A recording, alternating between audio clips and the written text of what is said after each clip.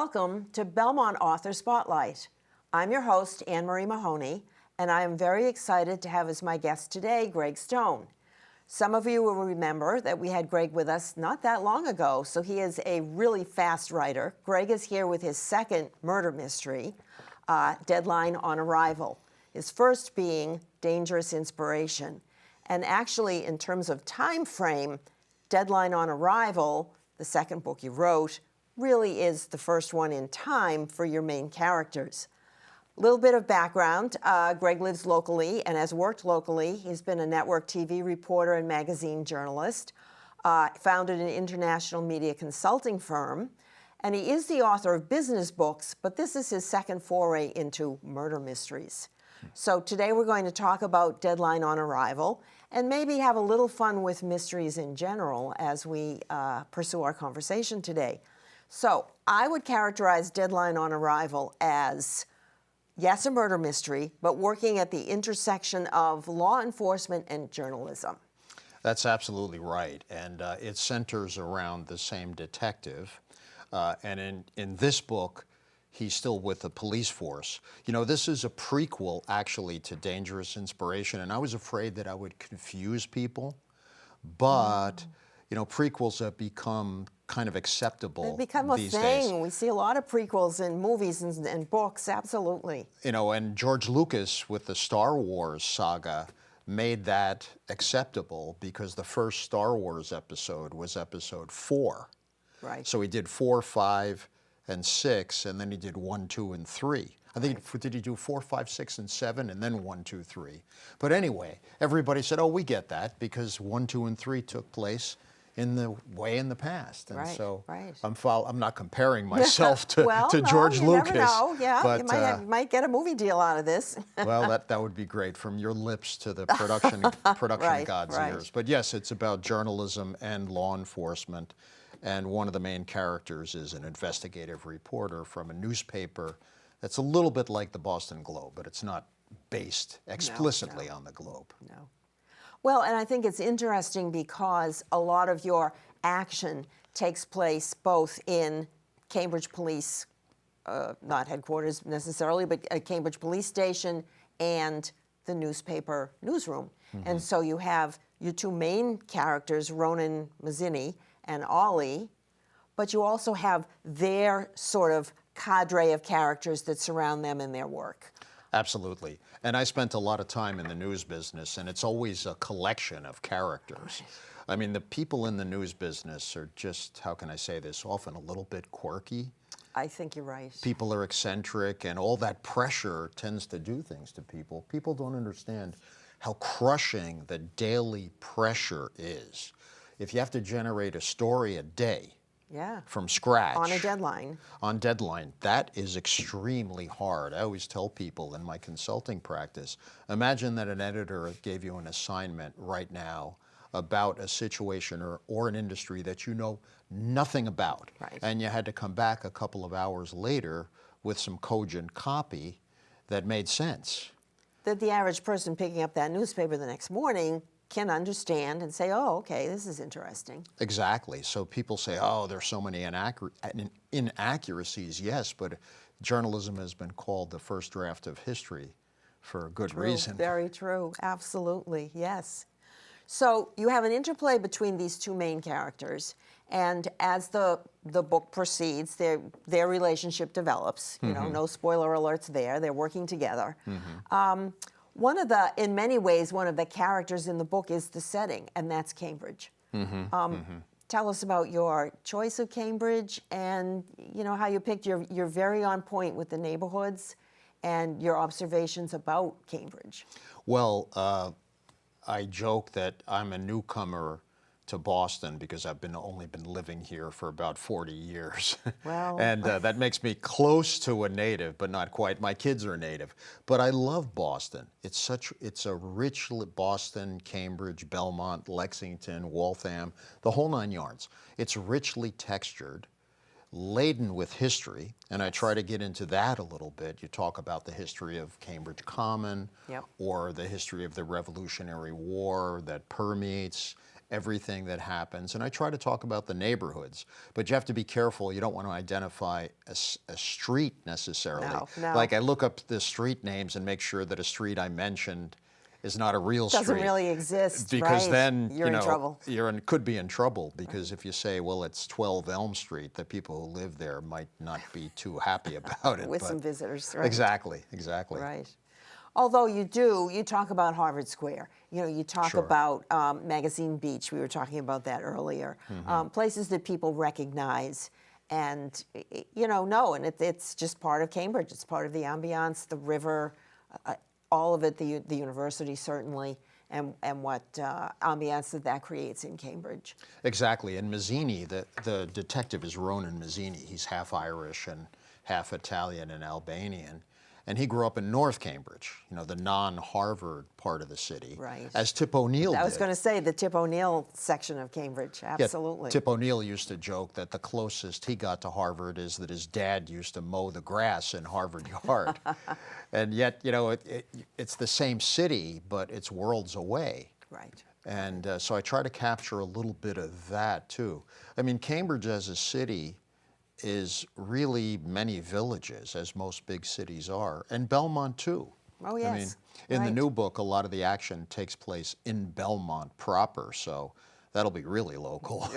Right. And again, that's where you really have to be careful, because Right. people say to me, are the characters based on Like your neighbors or somebody? anybody Watch you out. know? It's not really, not really. I mean, you have to take a lot of creative license. I would never want to have a situation where someone could identify himself or herself.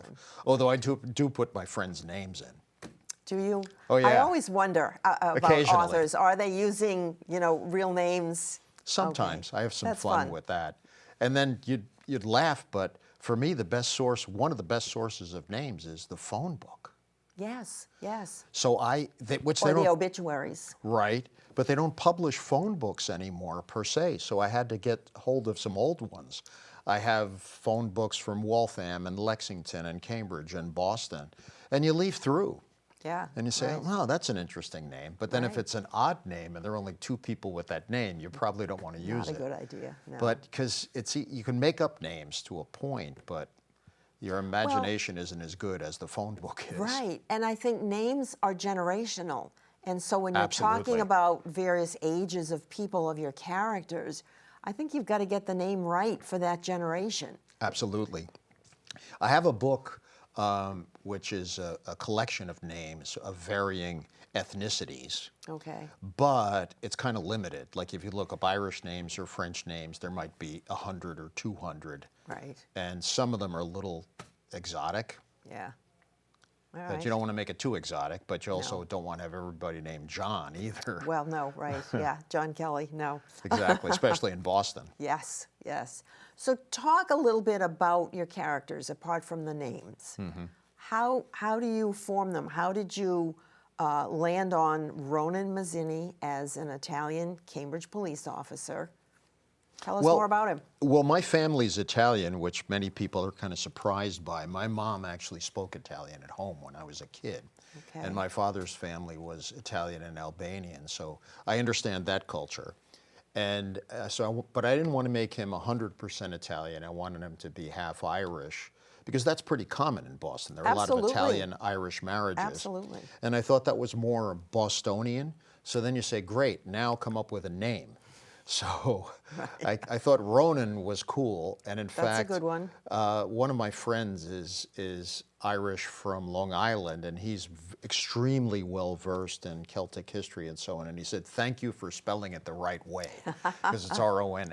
Yes. And then I wanted an Italian/Albanian name, which Mazzini is. Okay, good. And I thought that part of his character I understand. But the rest is made up. I mean, I like to read a lot. We were discussing this earlier, and for those, I don't know where to look here, but for those of you who don't know, Anne Marie was once an English teacher, so That's right. she's extremely well versed in this. But I've read a lot, so I try to throw that in because that's how he's thinking. But I don't want to be pretentious or show-offy. The goal is that if a literary reference or an artistic reference or something like that is a natural outgrowth of the story, then I throw it in. Right. Because if right. it's gratuitous, it doesn't No. make any sense at all. No. It's like, why are you suddenly throwing in Shakespeare or Exactly. Kandinsky or something? Right, right. Yeah, and your little references are fun. I mean, I had a fun time with them, and they just slide right in naturally to the action or to what's going on. And I thought, oh, I just love this. Well, thank you. So- It's So hard to thank do. you. It's hard to really put them in seamlessly. Right, right. And I've had mixed reactions to that too. Oh. One of my cousins, smart woman, she said, "Greg, I don't care about this stuff. It goes right over my head. Get rid of it." No. And then other people like you say, "No, Oh, I it's like fun. it." So I finally realized that you have to do it sparingly. Right. And if it goes over people's head, it's no loss. You know. Well, that's a risk. It's always anything you decide to do is a risk. Right. Right. If you deviate just slightly from the norm, some people are going to like it, and some people are going to say, "No, no, we don't wanna do this." no. Ultimately, you have to please yourself. Right. And I find that I have to do what's right for the character. If I come up with a character named Anne Marie, who used to be an English teacher, in a situation, I have to say, what would she do?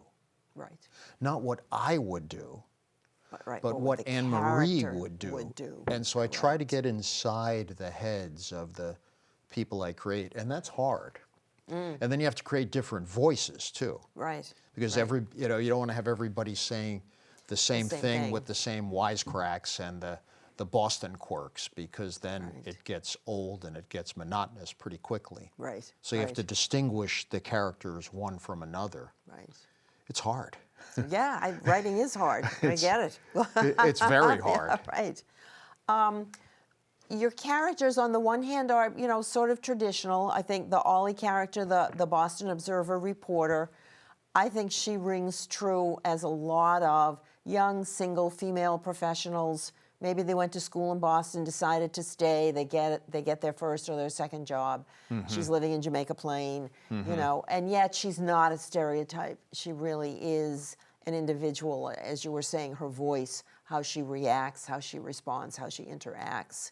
Yeah, and she has an interesting history, as you know. No spoilers here, but and she's the daughter of a cop, Right, so she gets law enforcement. right. She's predisposed to understand what's happening. As she explained it, she was originally interested in criminology, but to quote her, she didn't want to work in a job where you had to wear a uniform. Right. Nothing against the police. I mean, I have great respect for Right. the police and what they do, but her attitude was, I wanted to do something that was a little more freewheeling, and she felt, I can do investigation as a journalist Right. for the purpose of publishing it, not for the purpose of putting people behind bars. Right, right.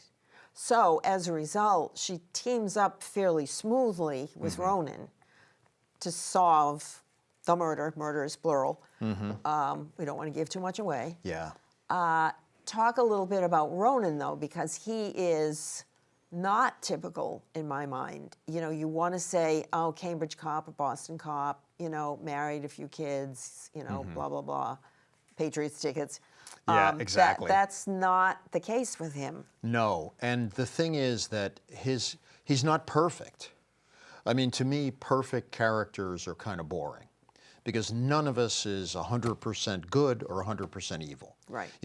One of the secrets to thinking about a villain, and an actor friend pointed this out to me. He said, the way you play a villain if you're an actor is as follows. That person does not think what he's doing is wrong.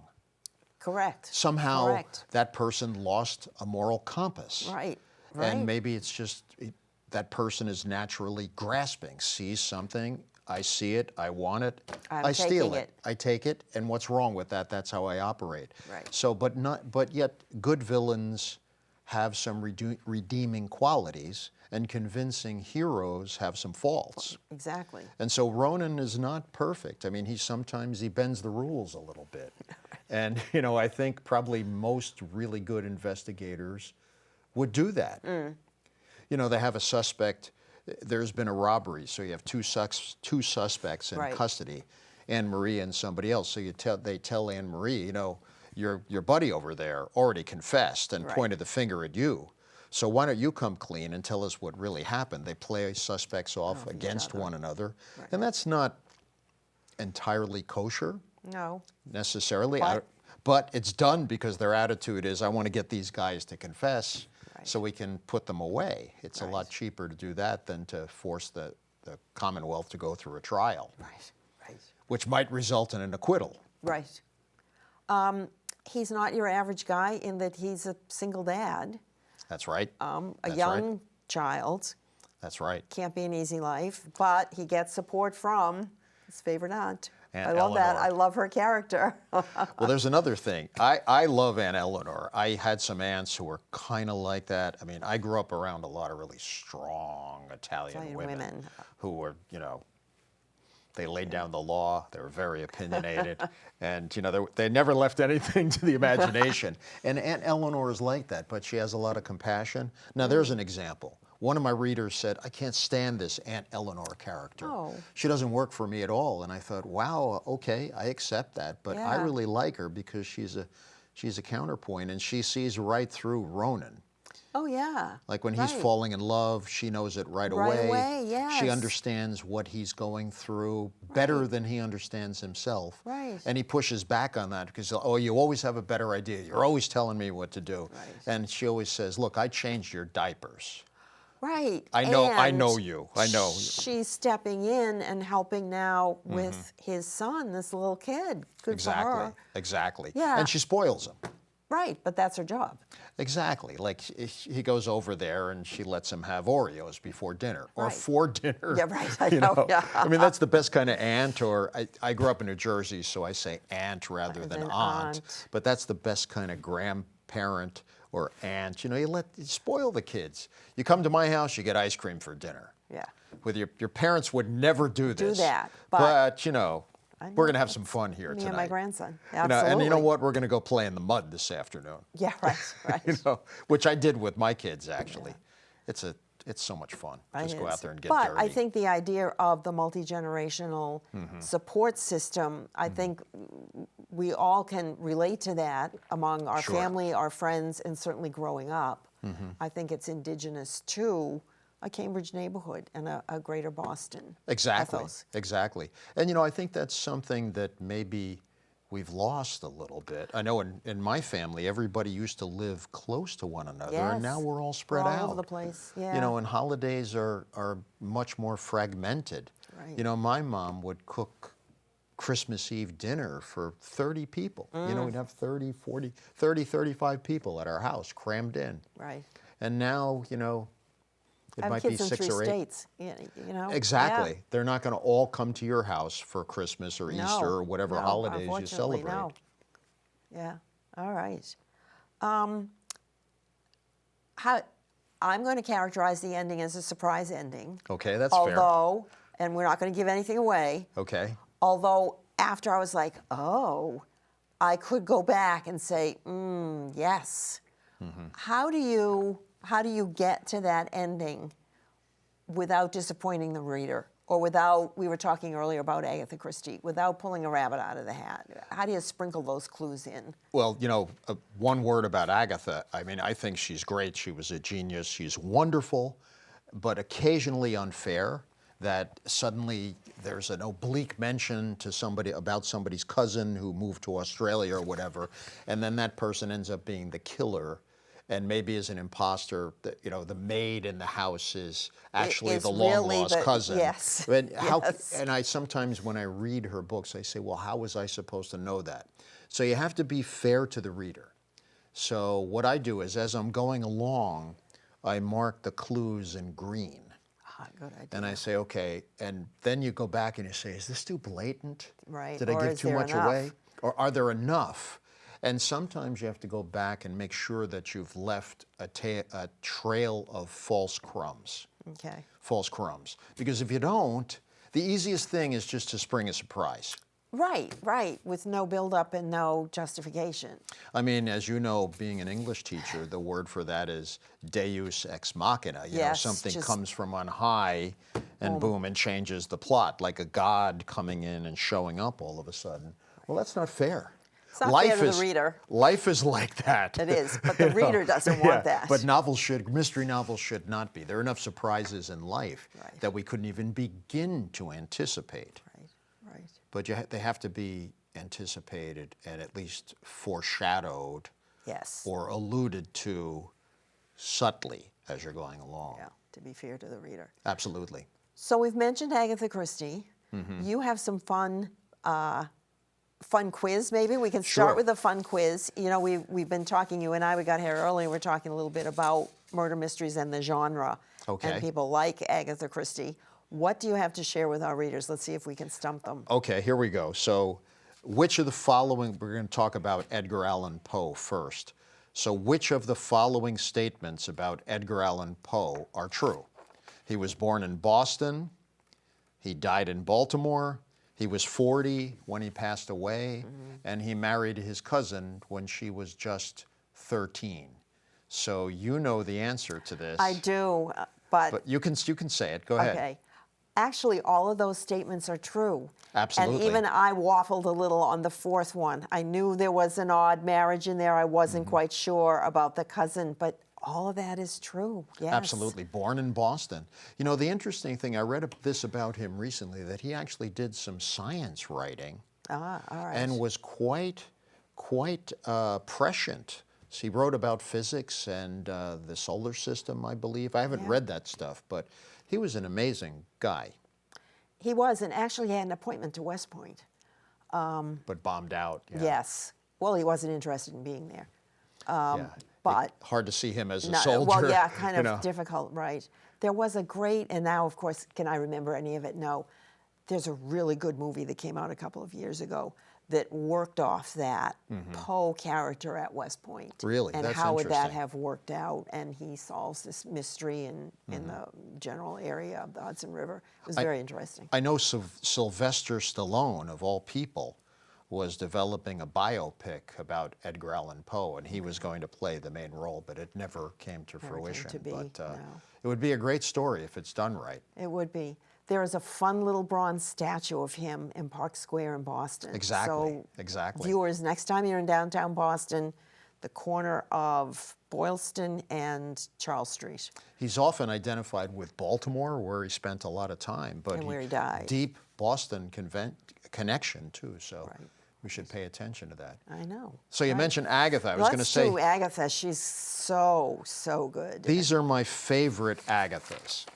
And I reread 70 of them recently because a friend of mine was cleaning out his house down in Baltimore. And I saw him at my high school reunion, and he said, I'm going to throw out all these Agathas. And I said, no. Please don't. Send them to me. I'll pay the postage. So I got a stack of about 70 of them and either read or reread all of them over the last year and a half or so. But these are the ones I really like. Cards on the Table, Crooked House, Okay. Poirot's Last Case, Endless Night, especially, Evil Under the Sun, especially, Murder in Mesopotamia, especially, The Hollow, and the favorite of all favorites, which is generally conceded to be one of the greatest mysteries ever written, which is The Murder of Roger Ackroyd. Which is just, and I can't say anything because no matter what I say, it would spoil it. But she wrote it on a dare, actually. I think one of her in-laws, her brother-in-law or sister-in-law, said, what if you did this? And I won't say what this is. And she took that as a challenge and wrote the book around that. And it has fooled many, many people over the years. Right. I have to say, that's one I did figure out. Okay. But most of the time, she fools me. I'm going to agree. I'm thinking in my head of the ones that I enjoy. You're right.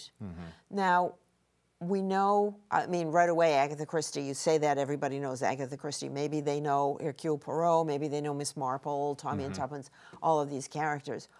What do you think gives her staying power? You know, PBS is always running some kind of Agatha Christie series. Clearly, it must be popular for them to be running. What gives her the staying power? How many years later? In some cases, 100 years later. Absolutely. Well, I went to a mystery convention. I was marketing my book there called Malice Domestic. Great title. And it's actually run by the Agatha Christie people. And there was a couple there that they're kind of Agatha specialists. They go from convention to convention selling her stuff and wares and tchotchkes and so on. And I was chatting with the woman in the couple, And she said, you know why she's still popular? Because her estate is very savvy about marketing. Ah, okay. Because she died in the 70s. Yes. And the estate really pushes her a lot. Like if you look on Amazon, her books are still pretty expensive. Oh, yeah. A lot they're of- still there. I mean, and it's they're not like still- anything's out of print. It's there's- all available. Practically every single one of them is available. And The Mousetrap is the longest continuously running play in history. It stopped during the pandemic. Yep. And guess what? She gave the rights to that play to her grandson Oh, wow, I didn't know in that. 1953. Interesting. So imagine how much that kid has made. Yes, I mean, right. we should all be so lucky. Yeah, right. I mean, oh, boy. and it's a great play. Yep. That fooled me, and people are sworn to secrecy when they go. I didn't see it, I just read it. Yes. And they Same have- thing. I've never seen it on the stage. But they have a proviso that, or a stern warning if you go and see the play, say, do not talk about the solution. Right. But it's great. She also did Witness for the Prosecution, which was a great play. One of my all-time favorites. Yes, Charles Lawton. Oh, Exactly. It's just wonderful. Exactly. Marlene Dietrich. Yes. Yeah, Marlena was fantastic in that, and Yes. Charles Lawton was one of the great character actors. Yes. So Yes. talk about surprises. Yes. Yes. Mm-hmm. Yes. So if we haven't seen it, definitely see it. Get it, on demand or something. You can find it, I'm sure. It is just a classic. a Absolutely. classic. Black and white movie, Yes, wonderful. Beautiful. But think about all of sort of the spin-offs or the other authors who pay homage to her Mm-hmm. And then there were none, 10 Little Indians. Right. I'm going to venture to guess many, I'm not going to say every, many mystery writers have done some version of that. Absolutely. And I don't know if you know Tana French. If you're- Yes, I love her. Yes, yes. Ditto. Well, I was going to say she was telling me I should be so lucky. Not that I Right, know her, no, but she's- I wish she were telling me. It would be Yes. interesting to meet with her in person. But I read an interview with her, and she said that she had been reading Agatha Christie recently because Agatha ties everything up nicely in a bow for you at the end. And, there's no aftermath. No, no. Anne Marie Mahoney is the murderer, Right. and the cops show up and take her away. And that's it. Miss it. Marple goes back to Mary Mead. Exactly. We're all done. Yeah. You don't hear anything else about the guilty person. The cops take that person away, or whisked away to Right. prison, and end of story. Yeah. Whereas the more modern way of doing it would be, well, let's follow her to prison and let's see how she talks to her daughter. And Yeah. you know. Although, mentioning Tana French, she is more in the Agatha Christie school. When she finishes off, boom, that's it. Mm-hmm. Her, for our listeners, Tana French is an Irish writer, sets most of her work in Dublin. Yes. Not necessarily continuing characters. Some of them are. Some are police. Some are not. But very, very interesting and really very on point for her Irish characters, be they the city of Dublin or some out in the countryside. Actually, she's American, but she's lived in Ireland for a long time.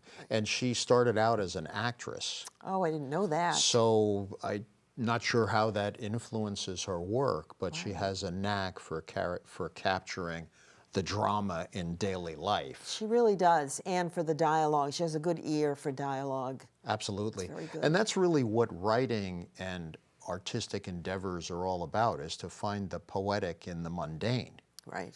Agatha was very good at that, because you have a situation where people are staying at a lodge, or you have a family that gets together, and you learn about the domestic details of how the lodges run or how the houses run, and then strange things start to happen.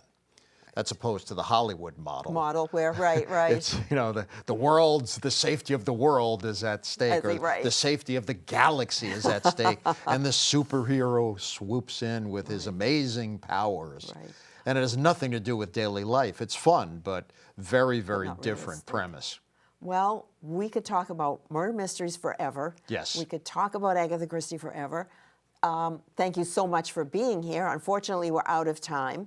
Hold up your book there. So we've got Deadline on Arrival, Yes. recently published, and then Dangerous Inspiration. was published last year. Last year, and you're working on a third one, I so have a there's more to third- come. We got to Yes. do this again. I hope so. It would be great. It's always great to see you. Yeah, it'll be number 3 in the series. I want to keep going for as long as my energy holds out. Yeah, excellent. Okay. Well, wonderful to have you here. Good conversation. Thank you so much.